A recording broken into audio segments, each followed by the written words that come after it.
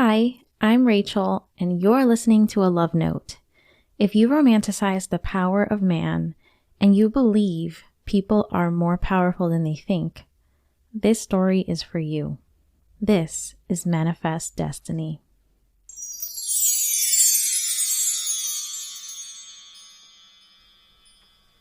I started manifesting when I was 3 years old. I'm told that's a very young age to start communicating with the universe. So the story goes, I was an obstinate baby. Colicky, demanding. The only time I was calm was when I took a bath. My mother, bless her heart, used to leave me in the tub for hours until I was swimming in my own feces.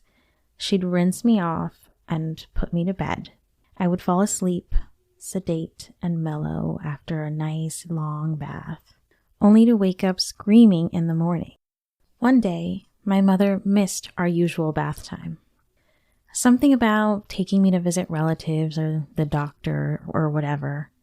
On our way home, I must have screamed and screamed for water, but there was nothing my mother could do until we got home. Instead, the universe answered my cries. The Great Mother flooded my bio mother's Toyota Camry, submerging us both in a calm, peaceful oasis.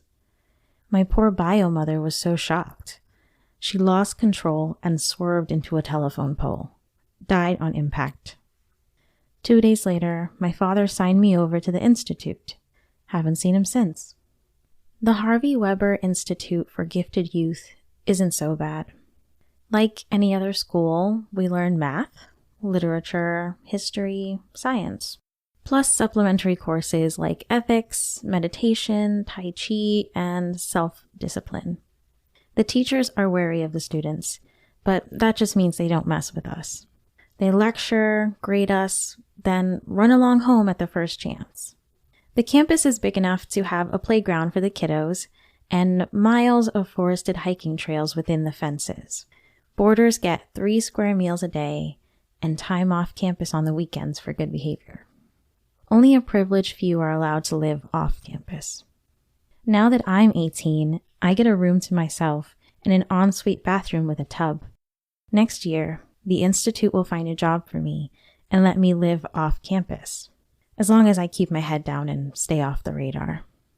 Life is good. The only time I'm not happy is during lunchtime when Will and Warren get in each other's faces. Today, Will was 2 seconds away from throwing a punch after a snarky comment from Warren about the sushi that Will brought from home.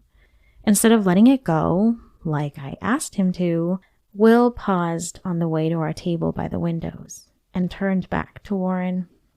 Maybe if you hadn't burned your house down, your mom wouldn't mind packing you a nice lunch. Will has been my best friend since 5th grade, when he floated up into a tree to rescue my paper airplane. But he can be a dumbass sometimes. Warren was steaming mad. The edges of his lunch tray were melting where his fists clenched. The heat waves formed a halo around his long brown hair. When Warren's eyes started blazing, getting ready to rain righteous fury on Will, I flicked my wrist. A stream of water appeared out of thin air and hit Warren in the face. His furious eyes snapped to meet mine. I nodded to the other end of the cafeteria. One of the lunch attendants was approaching us. Cool it, hothead. He wiped his face and kept glaring at us, but all traces of fire and brimstone disappeared by the time the attendant reached us. It was Agnes, one of the stricter attendants. She loves writing demerits. "Everything all right over here?" she said, eyes lingering on Warren's disfigured tray. Will smiled demurely. "Yes, ma'am. Just comparing notes with Warren about the ethics assignment due next week. Things just got a little heated. Difference of opinion, that's all." Agnes held his gaze for a few seconds. I could tell she didn't buy it, but she also didn't care. Very well. Take your seats, kids. That'll be a demerit for the tray, Mr. Price." See? What did I tell you? Agnes walked away before registering the dirty look on Warren's face. I pulled Will away, I could feel Warren's heated gaze branding me for the rest of the period. Later that day, I'm floating.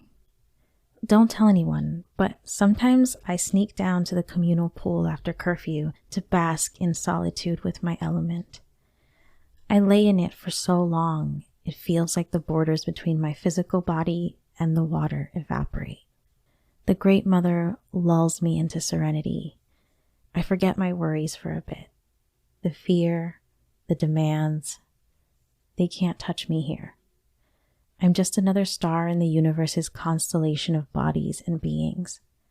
I was so lost in my affinity, I didn't notice him until I sensed the flickering of his flame disrupt the air.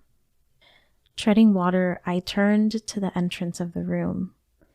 Warren, in his institute-issued pajamas, stood by the stairs at the shallow end, observing me. "What are you doing here?" I whispered. "I could ask you the same. Little Miss Perfect Layla Croft, breaking curfew. This could earn you more than a few demerits. Aren't you afraid of ruining your perfect record?" He tossed around the fire in his hands while maintaining eye contact. "Maybe you don't have to worry. I'm sure Stanton would put in a good word for you if you got caught. Then all would be forgiven, right?" I rolled my eyes, wading closer till I stood on solid ground. "What is your problem with Will? He was nice to you when you first got here. You completely dismissed him." "His holier-than-thou attitude is my problem." Warren's eyes narrowed. "He's an entitled prick who'd get away with murder just because his parents are rich and gifted." I rolled my eyes again, moving my arms around to make waves. Will would never murder anyone, but there was no point in arguing with Hothead. Warren concentrated on his fire juggling for a minute before changing the subject.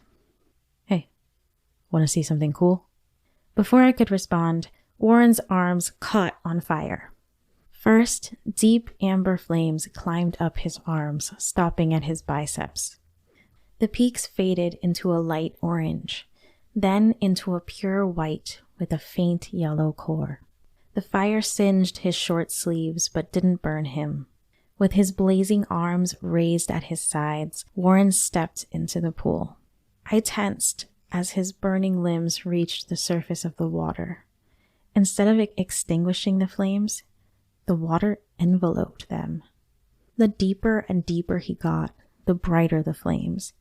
I could feel the pool heating up to a warm jacuzzi level. The flames were flickering back and forth underwater, like the two elements had embraced each other in a slow dance. Warren stopped a foot away from me, glowing like a jellyfish. I rubbed my eyes. He was really burning underwater. "How are you doing this?"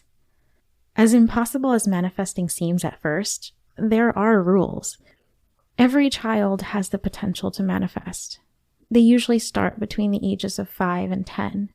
Then most lose the ability by their late 20s. During their manifesting years, people display one or two affinities.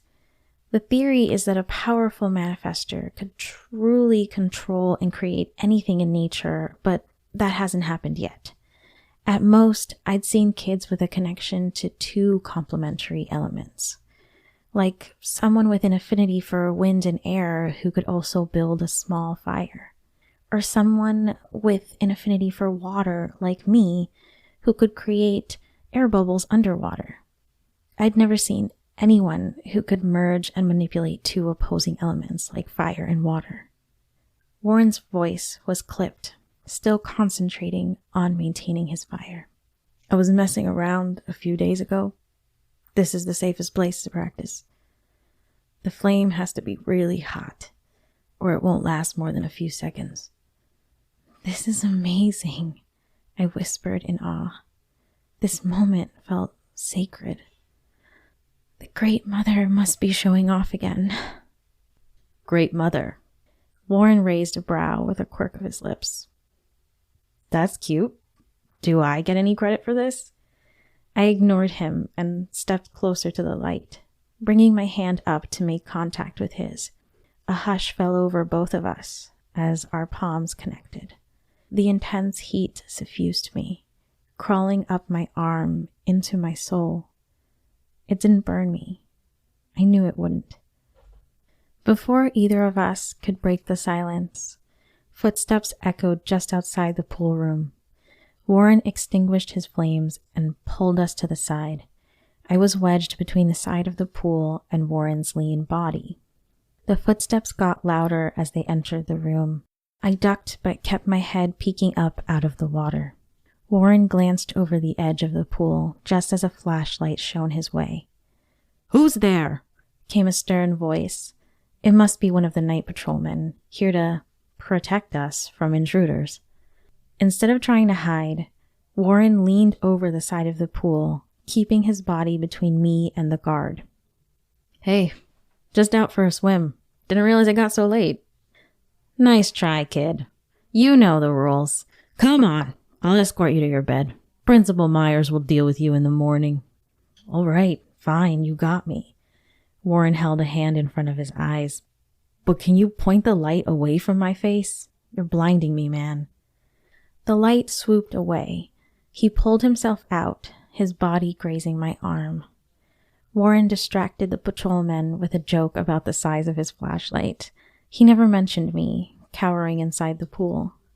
The exasperated patrolman led him out of the room without another word. I went to bed 30 minutes later, wondering what the hell had just happened.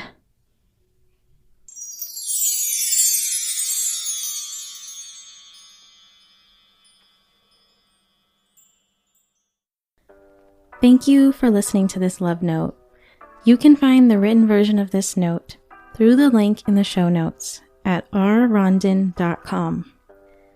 That's the letter R, another R, then ONDON.com. Again, that's rrondon.com. And while you're there, you might as well sign up for the lovely newsletter and have love notes sent directly to your inbox once a month. Or don't. You can do whatever you want. I'll be here next week with a fresh love note just for you. Bye.